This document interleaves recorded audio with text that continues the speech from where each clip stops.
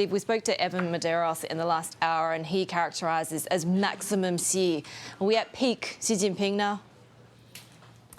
Well, we'll have to see, right? He has what one could say is absolute power because he essentially could rule indefinitely now that he has secured that precedence-defying a third consecutive term with no term limits. He got rid of those 5 years ago, and he has essentially stacked his 7-member standing committee, 6 other individuals in addition to himself, with his close allies. And if you look at the breakdown, 2 individuals who are gone, Li Keqiang and Wang Yang, were not necessarily said to be in his camp, more closely tied to Hu Jintao and the Communist Youth League. They're out, and in their replacement are the party bosses from the key economic and political powerhouses of China. You have the Beijing party boss, Cai Qi, also the Shanghai party boss, Li Qiang, who will rise most definitely to premiership come March at the National People's Congress.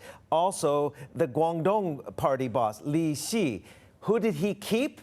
He kept his anti-corruption boss, and he kept his ideology czar, Wang Huning, who essentially coined the term the Chinese dream for Xi Jinping. So we shouldn't be too surprised. The moves were being put in place to have his loyalists on the standing committee. And also the Politburo, 24 members, it was 25 before, is full of loyalists as well. And the one individual who was knocked down from that was Hu Chunhua. He was a rising star, but he was a Hu Jintao protege. He got even knocked out of the Politburo. And also, as you noted earlier, not a single female on the Politburo. First time in 25 years. They only had one in the previous 5 years, but still, one is a lot more than none.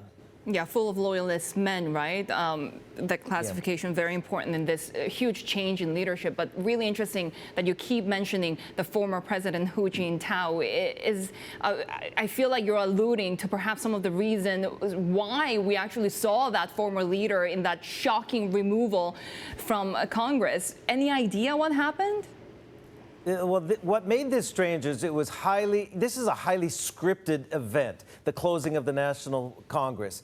And to have, after the cameras were rolling in the foreign press and local press in the Great Hall of the People, to have these assistants come and physically lift the former head. This is the man who ruled China before Xi Jinping. Physically lift him out of the chair, and he seemed discombobulated a little bit, said a couple of words to Xi, patted the shoulder of Li Keqiang, who is, by the way, on his way out as well. As you see here, he's saying a couple of words to Xi, and Xi just nods at him. Now, the official word is that Hu Jintao, who did look frail, I must admit, had some health issues. That's the official response. But, of course, the social media, what post could not be censored, was alive with speculation that this was a highly symbolic move, given what he did on the Standing Committee and given what he did to Hu Jintao's loyalists on the Politburo, even in the Central Committee, removal of a lot of Hu Jintao's allies and stacking the deck with his own allies. The removal of Hu Jintao, highly unusual and highly symbolic. I'll just leave it at that.